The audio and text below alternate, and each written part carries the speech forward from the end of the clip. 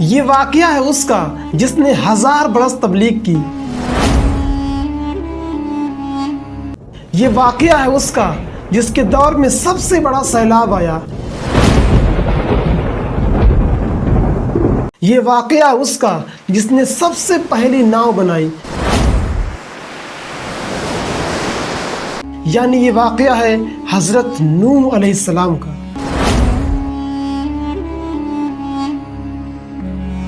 حضرت ادریس علیہ السلام کے جنت میں چلے جانے کے بعد ان کی اولاد ان کے غم میں رویا کرتی تھی۔ ایک دن ابلیس ان کے پاس آیا اور کہا، تم رویا مت کرو، میں تمہارے باپ جیسی ایک صورت بنا دیتا ہوں، جب تم اسے دیکھو گے اور پوجو گے تو تمہارے دل کو سکون ملے گا۔ پھر ابلیس نے ایک ایسی صورت بنائی جو ہو بہو حضرت ادریس علیہ السلام جیسی تھی، فرق بس اتنا تھا کہ وہ بولتی نہیں تھی۔ ان کی اولاد اس کو پوجنے لگی اور یہیں سے بت پرستی کی شروعات ہوئی۔ یہ حال دنیا میں 400 برس تک جاری رہا۔ تب اللہ تعالیٰ نے حضرت نوح علیہ السلام کو پیغمبر بنا کر ان کے درمیان بھیجا۔ اللہ تعالیٰ ارشاد فرماتا ہے، ہم نے نوح کو اس کی قوم کی طرف بھیجا، اس نے 950 برس تبلیغ کی۔ اس مدت میں صرف 40 مرد اور 40 عورتیں ہی ایمان لائیں۔ حضرت روز پہاڑ کی چوٹی پر چڑھ کر پکارتے تھے، لا الہ الا اللہ انا رسول اللہ۔ یہ آواز سن کر کافر اپنے کانوں کو بند کر لیتے اور بعض کافر وہاں سے بھاگ جاتے تھے۔ جب حضرت نوح علیہ السلام ان مردودوں کو اللہ کی طرف دعوت کرتے تو وہ بے ادبی سے حضرت پر ہاتھ چلاتے اور مارتے مارتے بے ہوش کر دیتے۔ جب وہ ہوش میں آتے تو پھر پکار کر کہتے، اے لوگوں کہو کہ اللہ کے سوا کوئی معبود نہیں اور میں یعنی نوح اللہ کا رسول ہوں۔ ایک دن کا ذکر ہے کہ کافروں نے حضرت کے گلے میں رسی ڈال کر کھینچے، پھر بھی حضرت تبلیغ کرتے رہے یہاں تک کہ طوفان کی نوبت آ پہنچی اور حضرت نوح علیہ السلام نے کہا کہ اے میرے رب، میں اپنی قوم کو رات دن بلاتا رہا لیکن وہ میرے بلانے پر اور زیادہ بھاگتی ہی رہی۔ ایک دن کا ذکر ہے کہ جب حضرت نوح علیہ السلام نے اپنی قوم کو اللہ کی طرف دعوت کی تو ان کافروں نے حضرت نوح علیہ السلام کو ایسا مارا کہ حضرت کے پورے کپڑے لہو لہان ہو گئے۔ اس پر ان کی بیوی نے کہا جو کہ ایک کافرہ تھی کہ اے لوگوں، نوح دیوانہ ہو گیا ہے، تم اسے اتنا مت مارو، یہ جو کچھ بھی کہتا ہے اپنے دیوانے پن سے کہتا ہے۔ جب حضرت نوح علیہ السلام نے اپنی بیوی سے یہ باتیں سنی تو آسمان کی طرف منہ کیا اور رو رو کر کہا کہ اے میرے رب، دب چکا ہوں میں، اب تو ہی اس کا بدلہ لے لے۔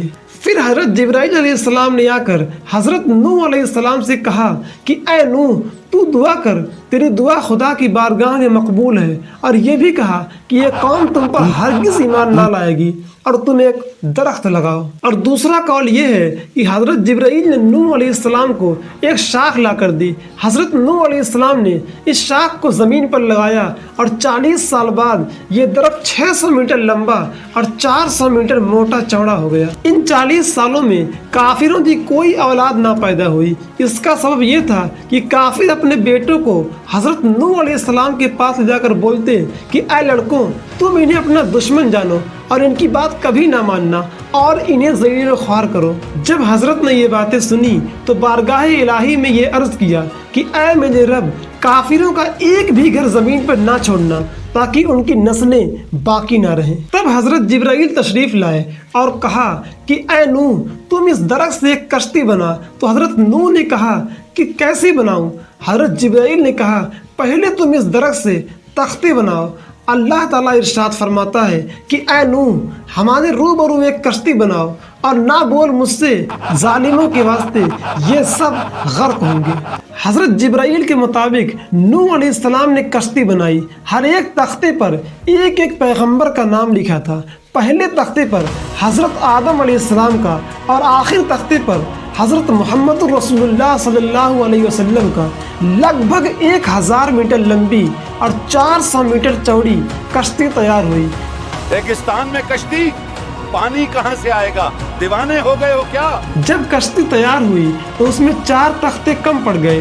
حضرت جبرائیل نے نوح علیہ السلام سے کہا کہ دریائے نیل میں ایک درخت ہے، کسی سے منگوا کر اس سے 4 تختے نکال کر بنام 4 یار کے کشتی میں لگا دو۔ تو حضرت نوح نے اوس بن عنق سے وہ درخت منگوا لیا اور اس سے 4 تختے بنائے، اور ان 4 تختوں کو لگانے کے بعد کشتی مکمل تیار ہوئی۔ اس کشتی میں 7 طبقے تھے۔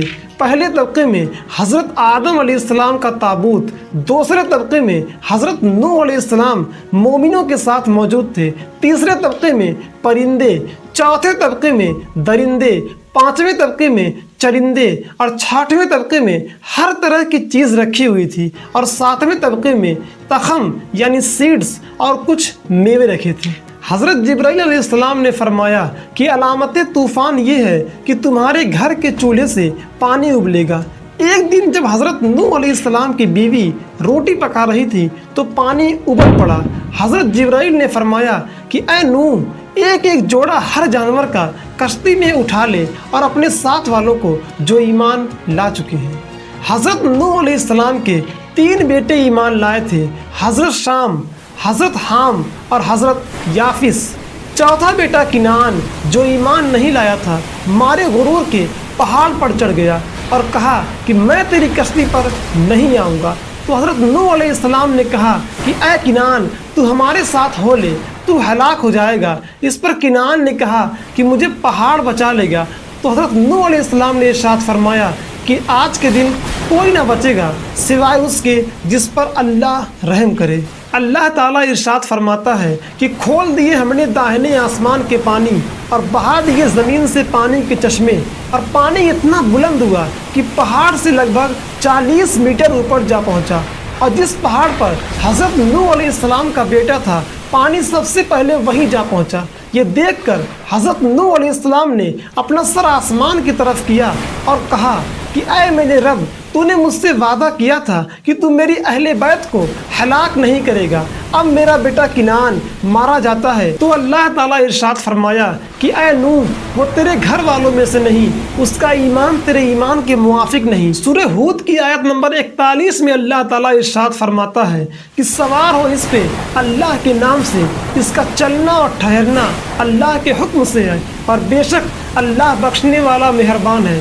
جب یہ آیت پڑھی تو کشتی پانی پر رواں ہوئی، اور 2 رجب سے 10 محرم تک کشتی پانی پر تیرتی رہی، اور اس دوران کشتی نے 70 مرتبہ بیت اللہ کا طواف کیا، اور 6 مہینے 8 دن کے بعد جب پہاڑ کے سر کھلے تو کشتی جودی پہاڑ پر جا ٹھہری جو ملک شام میں موجود ہے، اور اس کے 6 مہینے بعد جہاں کہیں پہاڑ تھے سب دکھائی دیے۔ تو حضرت نوح علیہ السلام نے ایک پرندے کو زمین پر بھیجا تاکہ خبر لائے کہ زمین پر کس قدر پانی ہے۔ وہ پرندہ زمین پر جا کر دانہ چننے میں مشغول ہو گیا اور واپس نہ آیا، تو اللہ تعالیٰ نے اسے اڑنے سے معذور کر دیا۔ پھر نوح علیہ السلام نے ایک کبوتر کو زمین پر بھیجا، وہ زمین پر جا کر کچھ سرخی در اپنے پاؤں میں لگا کر کشتی پر واپس آیا، تو نوح علیہ السلام نے کبوتر کے حال پر دعا فرمائی کہ مخلوق خدا اس کو پیار کرے۔ اسی وقت حضرت جبرائیل علیہ السلام زمین پر آئے اور زمین پر 7 راہیں پانی کی بنا دیں، جس سے روئے زمین پر 7 دریا جاری ہوئی، اور زمین کا سارا پانی دریا میں جا گرا، اور جو بچا وہ زمین پر خشک ہو گیا۔ پھر حضرت نوح علیہ السلام نے اپنی قوم کو کشتی پر سے اتار لیا، اور اللہ کا حکم آیا کہ اے نوح، جتنی بھی سیڈز اور جڑیں ہیں ان سب کو زمین میں لگا دے۔ ہر قسم کی جڑیں اور سیڈز ملی لیکن انگور نہیں ملا۔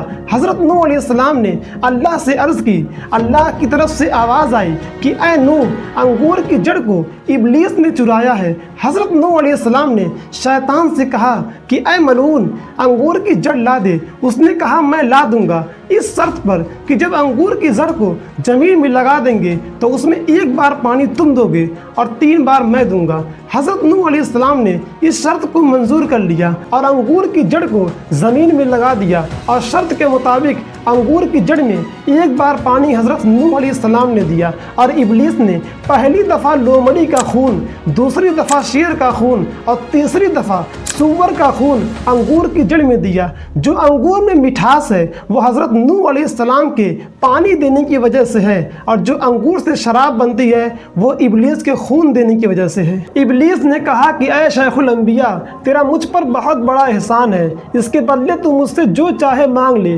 تو حضرت नूह अलैहिस्सलाम ने कहा कि आए मलून, तू हमारे किस गुनाह से खुश हुआ है? उसने कहा कि तूने गुनाह नहीं किया बल्कि हज़ारों काफिरों को खुदा से दुआ करके हलाक किया है, वो सब दोज़ख में मेरे साथ रहेंगे। हज़रत नूह अलैहिस्सलाम इब्लीस की ये बात सुनकर 100 साल तक रोते रहे। और फिर एक रोज़ हज़रत नूह अलैहिस्सलाम ने इब्लीस से पूछा कि आए मलून, वो कौन सा अमल है जिसके करने से आदम की औलाद दोज़ख में जाएगी? उसने कहा 4 चीज़ें। नंबर 1 हसद, नंबर 2 तकब्बुर, नंबर 3 लालच और नंबर 4 कंजूसी। हज़रत नूह अलैहिस्सलाम ने इन 4 चीज़ों की तशरीह पूछी तो उसने कहा कि मैंने 70,000 साल अल्लाह की इबादत की, लेकिन जब आदम को बनाया गया और अल्लाह ताला ने उनको सजदा करने का हुक्म दिया तो सब फरिश्ते फ़ौरन सजदा किए, लेकिन मैं हसद करके नहीं किया, इसलिए मैं सज़ावार लानत का हुआ। और दूसरा ये कि जब अल्लाह ताला ने मुझसे कहा कि तूने आदम को सजदा क्यों नहीं किया, तो मैंने एक तकब्बुर किया और कहा कि मैं आदम से बेहतर हूँ, इसलिए अल्लाह ताला ने मुझे अपनी बारगाह से निकाल दिया। और तीसरा ये कि लालच हुई उस दरख्त के फल को खाने की जिसके करीब जाने से अल्लाह ने मना किया था। और चौथा कंजूसी है कि कंजूसों पर अल्लाह ताला ने जन्नत हराम की है, वो जन्नत में हरगिज़ नहीं जाएंगे। ये माजरा सुनाकर इब्लीस वहाँ से चला गया और अल्लाह का हुक्म हुआ कि ऐ नूह, तू कश्ती की लकड़ी से एक मस्जिद बना।